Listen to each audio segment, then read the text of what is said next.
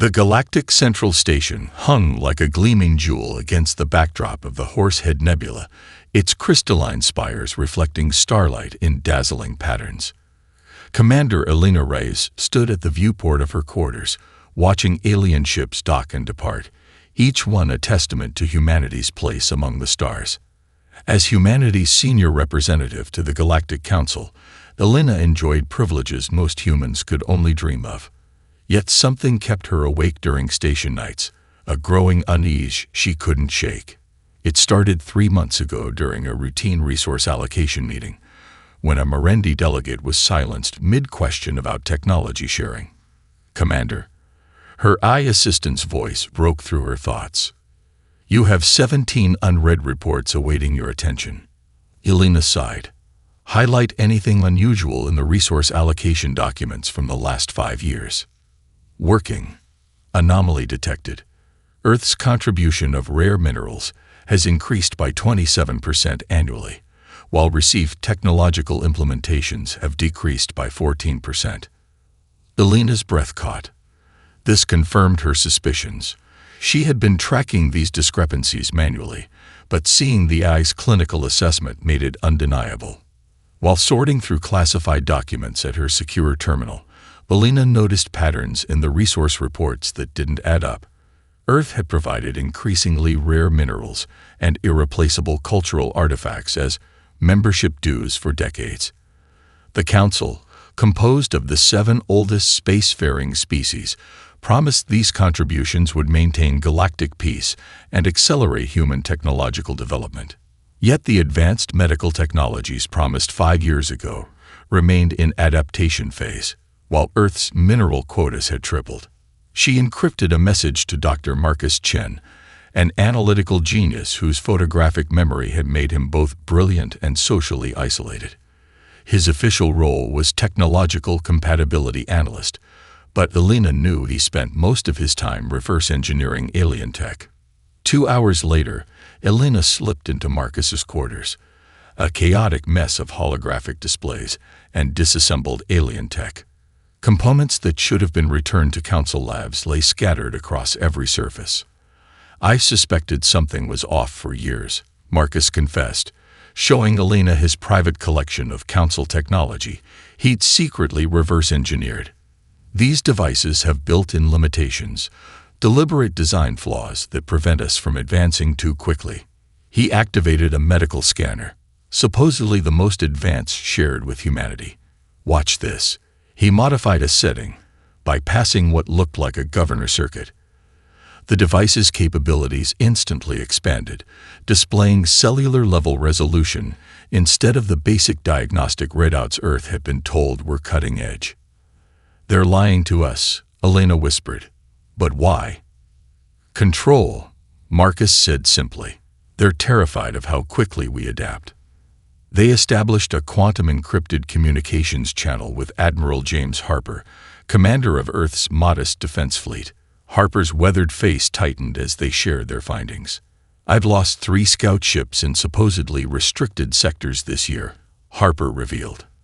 "The Council called them navigational errors, but my pilots were the best. Something's out there they don't want us to see." As their meeting concluded, Elena's communication panel chimed. High Chancellor Scythex, the serpentine draconian who led the Council, requested her presence at a private dinner. His emerald scales seemed to shimmer with anticipation through the holographic message as he mentioned his particular interest in discussing Earth's impressive deep-core mining capabilities. Elena accepted with a diplomatic smile, her hand unconsciously moving to the hidden recording device Marcus had provided. The game was about to begin. Elena's dinner with High Chancellor Scythex unfolded in his private observatory dome. Behind them, a gas giant's swirling storms provided a dramatic backdrop as Scythex poured a luminescent blue liquid into crystal glasses. "Your species has accomplished so much in so little time," Scythex purred, his forked tongue flicking between needle-like teeth. "Some Council members find it concerning." Elena maintained her diplomatic smile as Scythex's clawed hand brushed against hers, a seemingly accidental touch that her training recognized as a draconian dominance gesture. She responded with a firm handshake, a human custom that doubled as a subtle challenge in interspecies politics. We're eager learners, Chancellor. Though lately, I've noticed delays in the medical technology transfers promised last cycle. Sithex's pupils narrowed to slits. Complex adaptations require time. Commander, your physiology is unique. As unique as our mineral deposits, which have been extracted at increasing rates. Elena kept her tone conversational while the recording device captured every word. The High Chancellor's scales rippled, a sign of agitation he quickly controlled. The Council values Earth's contributions proportionally, I assure you. Meanwhile, Marcus worked feverishly in his quarters, sweat beading on his forehead as he created a complex algorithm to track resource flows throughout Council space. Holographic displays surrounded him, revealing disturbing patterns as the code compiled. Earth and other protectorate species contributed exponentially more than they received.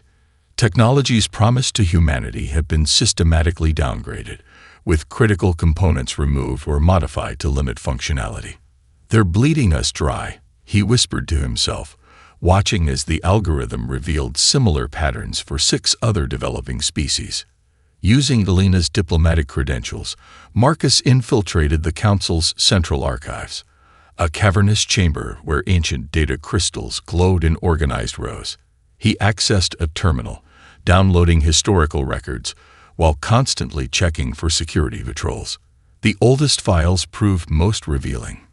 The Council's founding charter contained a secret doctrine establishing protocols to prevent younger species from developing technologies that might challenge the founder's supremacy. Marcus's hands trembled as he read the clinical assessment of humanity. Exceptional adaptability combined with aggressive innovation presents unique containment challenges. Recommend enhanced monitoring and strategic technology suppression. On Earth, Admiral Harper stood in a secure underground facility where a salvaged alien scout ship, one that officially didn't exist, was being dismantled. Scientists in hazmat suits analyzed a series of containers found aboard. Human biological samples, the lead scientist confirmed, displaying holographic images of cellular structures. Thousands of them, cataloged by generation, geographic origin, and genetic markers. Harper's secure communication with Elena revealed more disturbing news. 3 representatives from protectorate species who raised questions similar to Elena's had gone missing in the past standard year, their disappearances attributed to personal matters. As Marcus hurriedly exited the archives, a massive shadow fell across his path. He looked up into the 4 eyes of Krell, a hulking Taurian security officer whose horned head nearly touched the ceiling. Marcus froze, knowing he was about to be arrested, until Krell glanced at the security cameras, confirmed they were in a blind spot, and slipped him a data crystal. You're not the only ones who see the truth, the Taurian rumbled, his voice barely audible. My people were the first protectorates. We've been waiting centuries for someone brave enough to act. The maintenance tunnels beneath Galactic Central ran for thousands of kilometers, a labyrinth of pipes, conduits, and forgotten accessways where station sensors rarely penetrated. Delina and Marcus navigated by the light of a small phosphorescent globe, following coordinates from Krell's data crystal. The tunnels grew narrower, the air thick with the scent of alien hydraulic fluid and ozone. We're being watched, Elena whispered, noting the subtle shift in air currents that betrayed hidden observation devices. Good, came a melodic voice from the shadows. Caution suggests intelligence. A speaker emerged, a Lithosian, her crystalline body refracting light into rainbow patterns. Behind her, 5 other figures appeared. A cluster of hovering iridescent orbs comprising a Vespian hive node, an aquatic Merendi floating in a gravitic suspension field, a swirling cloud of sentient gas that formed the face of an ethereal, a silicon-based quartzite whose rocky limbs moved with surprising grace, and a slender Novali whose skin shifted colors with each emotional current in the room. The data crystal had contained more than communications. It held evidence of a shadow coalition formed by representatives of other exploited species. This hidden chamber, shielded from Council sensors by technologies each species smuggled in piece by piece, served as their meeting ground. "We call ourselves the Forgotten," the Lithosian said, her voice chiming like crystal bells. "Though it seems we are remembered when resources are needed." Each delegate shared their story, their voices overlapping in a damning chorus. "The Council harvests our high knowledge, then modifies it before sharing with other species," buzzed the Vespian node, its orbs pulsing with indignation. "They've taken 80% of our world's life-sustaining coral reefs for research that never materializes," gurgled the Merendi through its translation device. The Lithosian stepped forward, her crystalline hands forming complex patterns that enhanced her speech. "My homeworld's rare crystal formations, supposedly harvested to maintain the Council's peacekeeping fleet, are being transported to a massive installation in the Cygnus Arm. When our scientists questioned the requisition amounts, 3 of them disappeared. A holographic projection materialized in the center of the room, showing an enormous structure orbiting a dying star. Project Ascension." The Quartzit rumbled, his voice like grinding stones. "We've tracked shipments from all our worlds converging there." Elena shared humanity's findings, and the evidence formed a disturbing mosaic. Systematic exploitation across dozens of worlds, technologies deliberately sabotage, and growing indications of a Council endgame that excluded the younger species. "They fear us," Elena realized aloud. "Not individually, but collectively. Not what we are, but what we could become." The Novali approached Elena, her skin shifting to a deep violet of decision. "For millennia, we've been isolated from each other by Council protocols. No longer." She extended a 6-fingered hand. "Your species possesses something the Council fears most: the rage to fight and the compassion to unite others." In that forgotten chamber, the Alliance of Free Species was born, with Elena elected as coordinator. They established a quantum-encrypted communication network using components from all 7 technologies, a hybrid approach the compartmentalized thinking of the Council would never anticipate. As the meeting concluded, the chamber's lights flickered. A momentary power fluctuation rippled through the station. "Just a routine surge," the ethereal whispered, their gaseous form condensing with concern.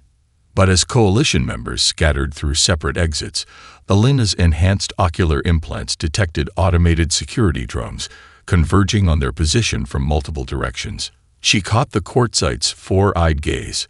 "We've been compromised," she mouthed silently. The Quartzite nodded fractionally, then slammed his stone fist into a junction box, sending cascading failures through that section's security grid and buying them precious seconds to escape into the darkness. Marcus worked frantically in a makeshift lab hidden inside an unused maintenance shaft. Sweat dripped onto ancient data crystals borrowed from the Lithosian delegate as he attempted to decrypt deeper Council archives. His decryption algorithms kept failing until he tried something uniquely human. He fed the system cultural references, idioms, and emotional patterns that no alien intelligence would consider logical password components. The encryption shattered, revealing a document titled "The Suppression Protocol." "My God," he whispered, his face illuminated by scrolling text detailing a systematic procedure for limiting technological advancement among potentially aggressive species. Humanity topped the list, described in clinical terms: exceptionally volatile and innovative, requiring careful management, remarkable ability to weaponize even benign technologies. Emotional responses create unpredictable development vectors. Recommendation: priority containment and aggressive technological suppression. The protocol outlined how Council technical assistants had deliberately sabotaged human scientific breakthroughs, modified alien technologies to create backdoor vulnerabilities, and manipulated Earth's economy to maintain dependence on Council resources. Most disturbing were the contingency plans for species containment, a euphemism for orbital bombardment of key population centers should any protectorate discover the deception. Meanwhile, Elena entered a diplomatic reception in the Grand Atrium. a massive chamber where representatives from hundreds of worlds mingled beneath holographic constellations. She spotted High Chancellor Scythex surrounded by council founders, his scaled form towering over the gathering. With perfect diplomatic poise, Alin approached and raised concerns about technology sharing delays. As attendees from other worlds drifted closer to listen, Scythex guided her to a private alcove overlooking the station's central core. "Commander Reyes," he said, his voice silky yet cold, "humans have such interesting perspectives on time. What seems a delay to you is merely proper procedure to ensure technologies are safely adapted for your physiology." Elena presented evidence of the medical technology's readiness, documentation provided by the Alliance showing the equipment had been deployment-ready for years. Scythex's pupils contracted to vertical slits. "I would be careful about the sources of your information, Commander. It would be unfortunate if Earth's special status were reviewed due to misunderstandings." His clawed hand closed around her wrist in what appeared to bystanders as a friendly gesture, but his talons pressed against her pulse point. Not enough to break skin, but a clear threat. Some species find themselves unsuited for galactic society. They require additional guidance or isolation. Later that cycle, Marcus returned to his official quarters to find them completely ransacked. Crucial physical evidence was missing, and diagnostic scans revealed their secure channel to Earth had been compromised. His backup data crystals, hidden in a secret compartment, remained untouched, a small victory. Alina received a seemingly innocent message from Admiral Harper about her mother's health, but embedded in the family references was a code. Operation Phoenix initiated. Contingency Echo in effect. Harper had activated their emergency protocols, moving Earth's secret fleet into position and evacuating key scientists to off-world bases. The Alliance met hurriedly, sharing news that security sweeps were increasing throughout the station. The Merendi delegate didn't arrive. As they debated next steps, Alina's communicator chirped with an emergency bulletin. A Taurian security officer had been found dead in a maintenance corridor, his massive body crushed by a malfunctioning pressure door. The attached image showed Krell's broken horns and the data crystal he was attempting to swallow as he died. The Novali delegate touched Alina's hand, her skin shifting to the deep blue of mourning. "They've identified him as a sympathizer. The silencing has begun." "No," Alina corrected, her voice hardening as she felt something new awakening in her chest, the collective rage of humanity crystallizing into purpose. "This isn't the silence. This is the spark." The diplomatic corps office bustled with activity as Elena submitted formal requests for tours of all council technology sharing facilities. Her staff, carefully vetted for loyalty, distributed the paperwork with extra flourishes of bureaucratic complexity, each document requiring multiple signatures and generating maximum administrative chaos. Councillor Reyes, her draconian lays and hissed, "Such comprehensive inspections are unprecedented." Elena smiled with practiced diplomatic precision, as is the death of a security officer in a supposedly fail-safe area. Earth is concerned about station safety protocols. The distraction worked. While the Council's bureaucracy scrambled to respond to Elena's demands, Marcus and a Vespian hive node, whose individual orbs could separate to avoid detection, infiltrated a rarely used access point to the Council's secure archives. The Vespian components created a cascading sensor malfunction that opened a 6-minute window. Marcus slipped through security, his heart pounding as he downloaded navigational data and classified research files. What he discovered froze his blood. Coordinates for a restricted installation designated Ascension Project, a massive structure harvesting energy from a dying star in a remote sector. According to the classified files, this installation would enable the Council's founding species to transcend physical existence, ascending to a higher dimensional plane, while leaving the lesser species behind in a galaxy stripped of critical resources. The projected timeline for completion: less than 1 Earth year. Meanwhile, Admiral Harper stood on the bridge of the EFS Nemesis, Earth's first fully autonomous battlecruiser, a vessel that officially didn't exist. Around him, holographic displays showed 30 similar ships emerging from hiding places throughout Council space, concealed in gas giant atmospheres, asteroid field shadows, and the magnetic fields of pulsars. Phoenix Fleet reporting ready, Admiral, his communications officer announced. These ships represented humanity's insurance policy, vessels developed in secret using reverse-engineered Council technology combined with human innovation. Smaller than Council dreadnoughts but more adaptable, they incorporated technologies the Council never thought to combine.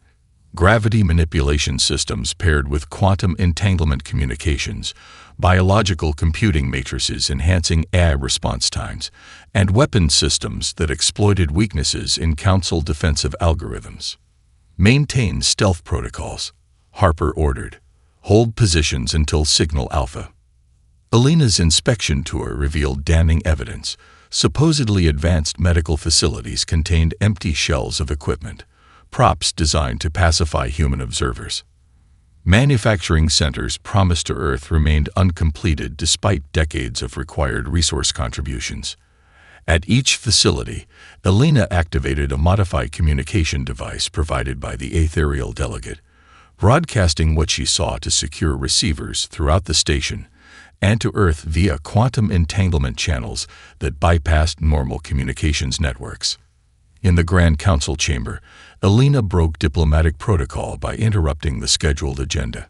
Standing before representatives of hundreds of worlds, she presented evidence of systematic deception. The chamber erupted in chaos as translation systems struggled to keep pace with shouted questions and accusations. High Chancellor Scythex rose to his full height, his hood flaring with barely controlled rage. Commander Rise speaks from ignorance and paranoia, he announced, his voice amplified throughout the chamber. Perhaps it is time to reevaluate humanity's readiness for galactic society.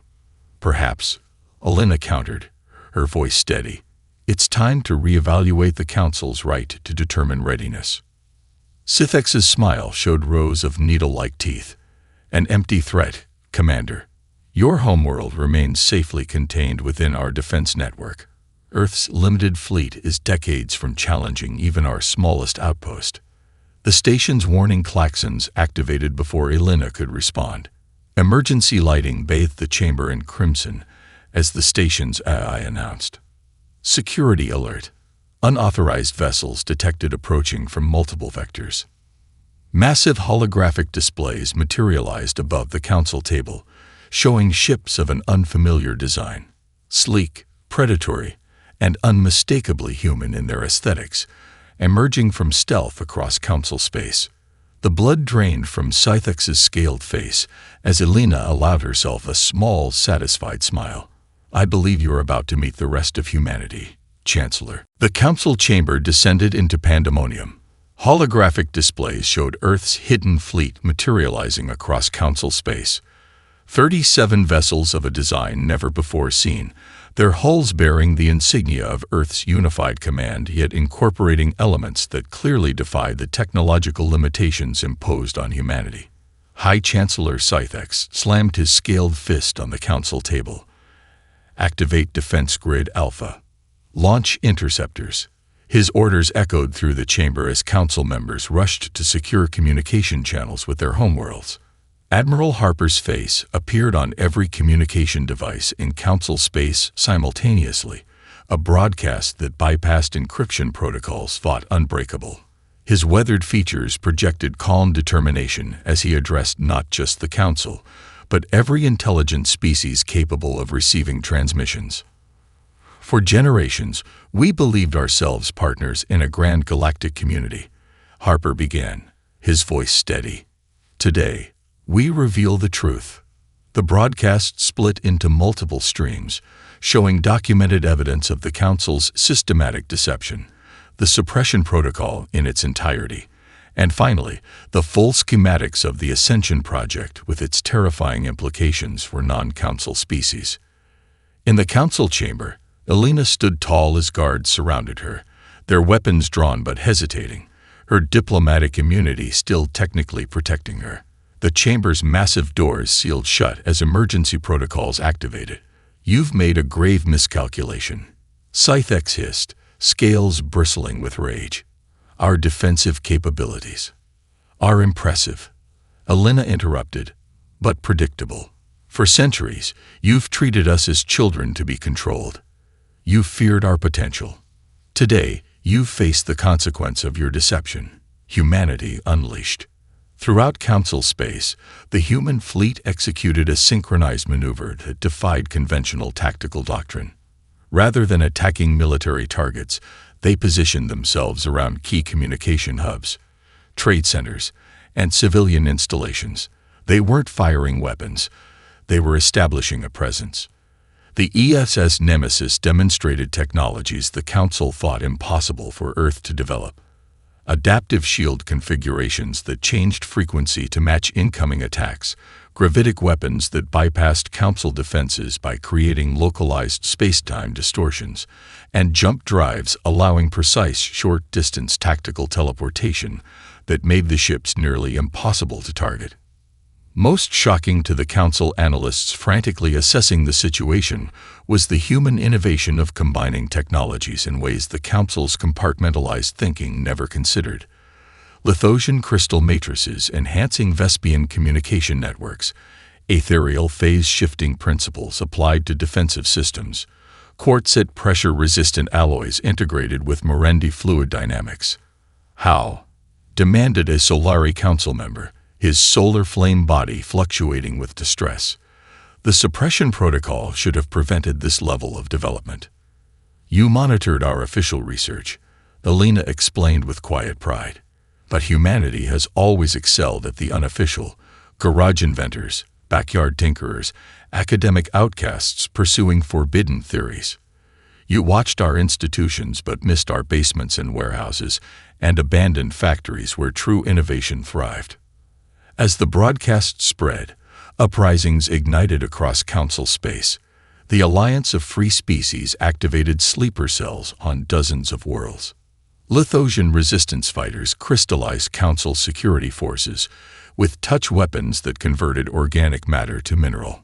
Gaseous ethereals infiltrated life support systems on Council stations, altering atmospheric compositions to induce confusion without causing permanent harm. The empathic novelli broadcast the emotional impact of generations of deception to all who could receive, the collective trauma of betrayal washing over Council worlds like a tsunami of shared consciousness. In a secure command center beneath the Council chamber, Scythex accessed ancient emergency protocols, his claws flying across controls designed for crisis response. "Initiate species containment protocol," he commanded, entering his authorization code to activate orbital weapons platforms positioned above Earth and other Alliance homeworlds. Nothing happened. Marcus's face appeared on the command center's main screen, his expression calm despite the sweat beading on his forehead. "Looking for this?" he asked, displaying the containment system's core programming now riddled with a virus designed to target only Council systems. For the first time in millennia, the Council founders faced something they could not control, the unified potential of those they sought to suppress. The Grand Council Chamber, for millennia a place of order and decorum, erupted into factional chaos as centuries of carefully maintained alliances shattered. Representatives from protectorate worlds demanded answers, their unified voices drowning out the pleas for calm from Council security forces. Amid the tumult, two founding species broke ranks.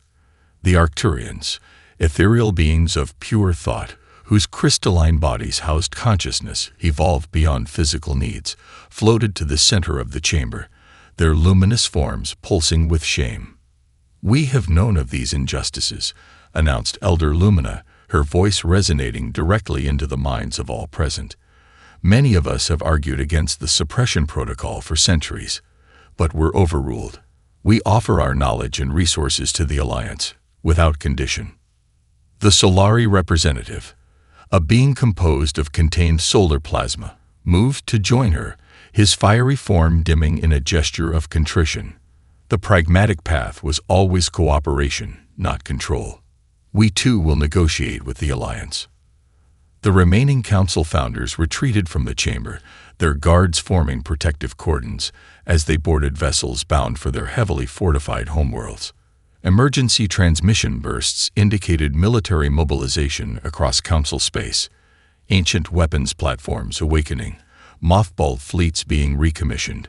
Through the chaos, security footage captured High Chancellor Scythex boarding his personal vessel, accompanied by a cadre of scientists, their destination logged as Restricted Sector X-117, the location of the Ascension Project. His final transmission to loyal Council forces contained one command: accelerate the Ascension timeline. All resources to the project. On Earth and other Alliance worlds, populations reacted to the revelations with shock and rage. Centuries of believing they were valued galactic citizens transformed into fury at being manipulated. Military installations worldwide went to highest alert as citizens demanded retribution. Admiral Harper addressed the combined military forces of Earth in a broadcast that quickly spread to civilian channels.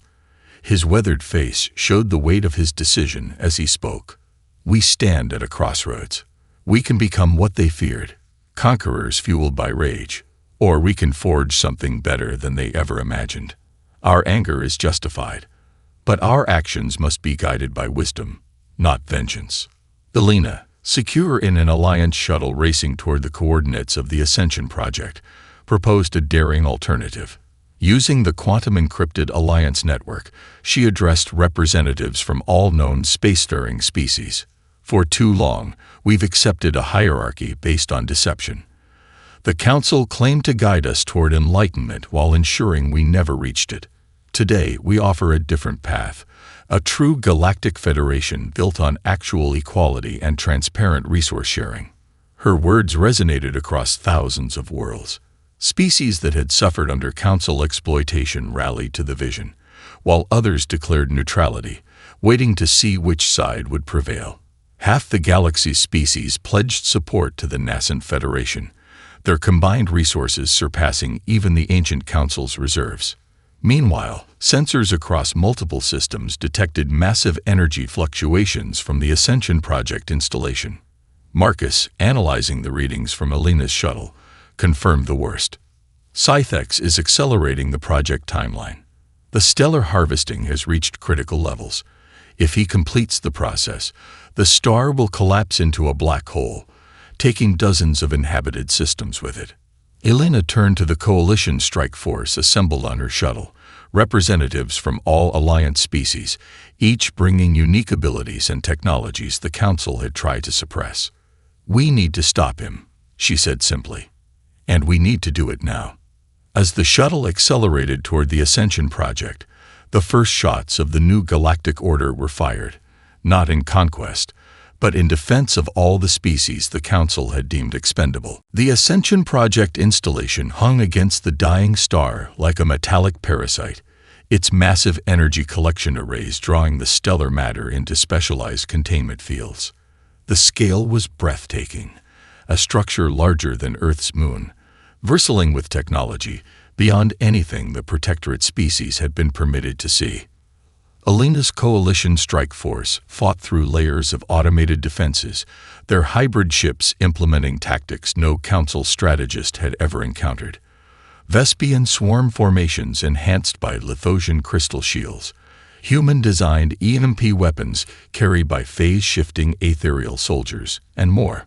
The containment fields are destabilizing, Marcus warned through the command channel. Scythex is attempting to force the process. We have 30 minutes before catastrophic failure. The Coalition reached the installation's central control chamber to find Scythex connected to the system through a web of neural interfaces, his scaled body partially merged with the technology. His eyes, now glowing with stellar energy, fixed on Elena as she entered. "You're too late," he said, his voice resonating with unnatural harmonics. "The ascension has begun. Soon, the worthy will transcend physical existence, leaving your primitive forms behind." Scans showed the installation had become unstable. The accelerated process was causing cascade failures throughout the system. If it continued, the dying star would collapse into a black hole, devouring dozens of inhabited systems in its growing event horizon. You can still help us stabilize the star, Elena offered, her weapon lowered. Help us fix this, and you'll face justice rather than be remembered as history's greatest mass murderer. Sithx laughed, the sound distorted through his transformation. Justice. We are beyond your concept of justice. The founders have guided lesser species for millennia. Controlling your development was our right and responsibility. You didn't guide us, Elena countered. You exploited us. You feared us. With good reason. Sithx hissed. Look how quickly you turned against us, how readily you embraced violence when diplomacy failed to give you what you wanted. We embraced freedom, Elena corrected. There's a difference. As they spoke, Marcus worked with scientists from multiple species, frantically reprogramming the installation to safely vent the harvested energy. The Lithosian engineer crystallized overloading circuits to create new pathways. The Merendi fluid dynamics specialist recalibrated coolant systems to prevent catastrophic meltdown. We need 10 more minutes, Marcus communicated urgently. Sithx sensed their efforts and surged power through the system, accelerating the process further. Ascension waits for no one, he declared, his physical form beginning to dissolve into pure energy. With seconds remaining, Marcus implemented the emergency protocol, a radical reprogramming that diverted the harvested stellar energy away from Sithx's ascension process and into a controlled release back into space. The backlash of energies surged through the command center. Sithx's partially ascended form screamed as the process reversed, his consciousness scattered across the installation's systems before dissipating entirely. The dying star stabilized, its collapse halted, though the installation itself was damaged beyond repair. 5 years later, representatives from 87 species gathered on Earth, a symbolic choice emphasizing the transformation from deception to transparency. They signed the Federation Charter, establishing new principles of interspecies cooperation. All sentient species have the right to develop without interference. Technology and resources must be shared equitably. No species may withhold critical knowledge from the galactic community. Decisions affecting multiple worlds require consensus, not hierarchy. Elena, now serving as Earth's first Federation president, stood at the inauguration of the new Federation headquarters, a massive space station with transparency literally built into its architecture. Clear materials showing all operations, open chambers where any species could observe proceedings, and shared research facilities. Admiral Harper, addressing a gathering of military leaders from dozens of worlds, reflected on humanity's journey. Our rage fueled our liberation, but our compassion built our future. The Council feared our potential and our passion, not because it made us dangerous, but because it made us powerful in ways they couldn't control.